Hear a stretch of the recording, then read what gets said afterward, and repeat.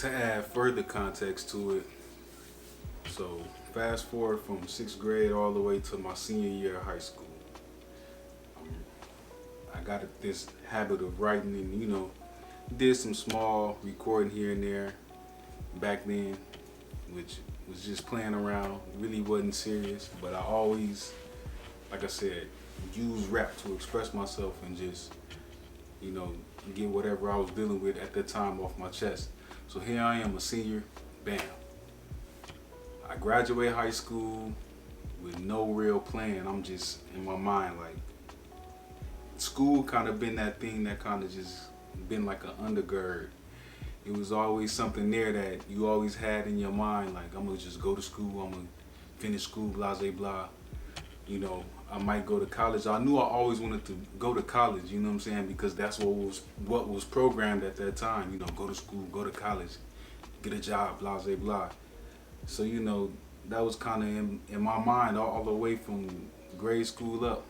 But when I graduated high school, I was lost. Like, man, my senior year, my counselor actually passed away. So it was kind of unfortunate. Like, and right when I was beginning to actually kind of put some plans together to at least try to get, into college or give myself a head start, my counselor at the time passed away. So it was unfortunate, and that kind of just threw me through a loop. So I just stopped kind of just even pursuing it. So I graduated high school in 2002, man, and I'm just lost. So I sit around for a couple years, and 2004 comes.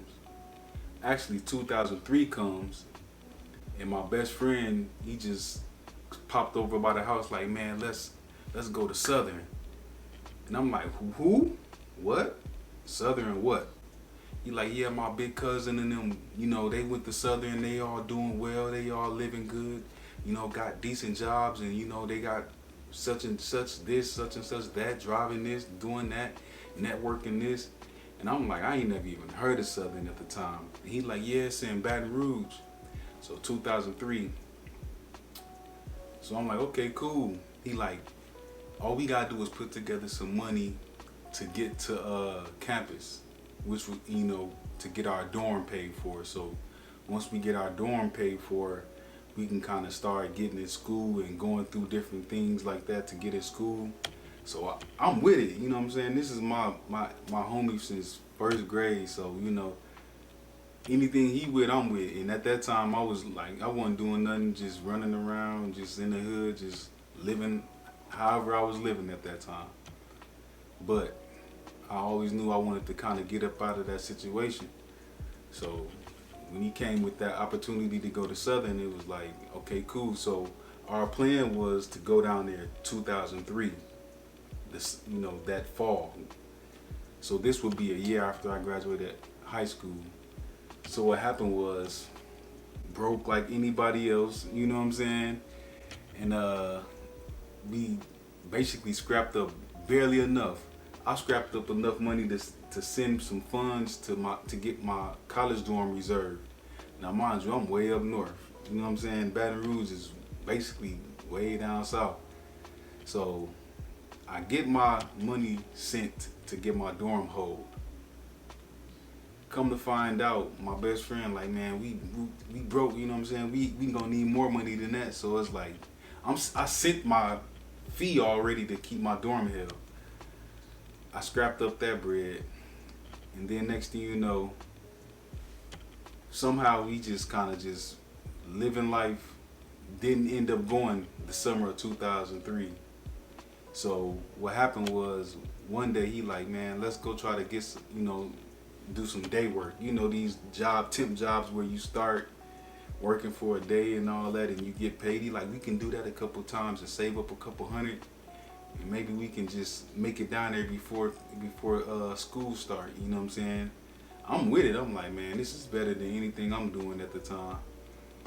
But for some reason, we went and tried to do the day labor stuff, and it fell through. It was just like, whatever. So he had this brilliant idea when it was like, he stayed on the other side of town, and he like, yeah, let's go to where he live at. So he like, they got a McDonald's over here. I'm like, you know what? My pride would not let me work at no McDonald's. You know, I'm one of them persons that had super pride back then, and I ain't even gonna lie, pride come before the fall. You know what I'm saying? But me at that time, I'm so hungry and I'm so just ready for something new that I was like, forget it. So I'm half-heartedly with him on the plan. I put an application in, working at McDonald's. Me and him both. We both get hired. I'm like, okay, whatever. So peep this. We get hired. I'm coming in, you know, I'm living on the way on the other side of town, so it's taking me like at least a couple bus rides, you know what I'm saying, couple half hour, 45 minutes just to get to work back and forth every day.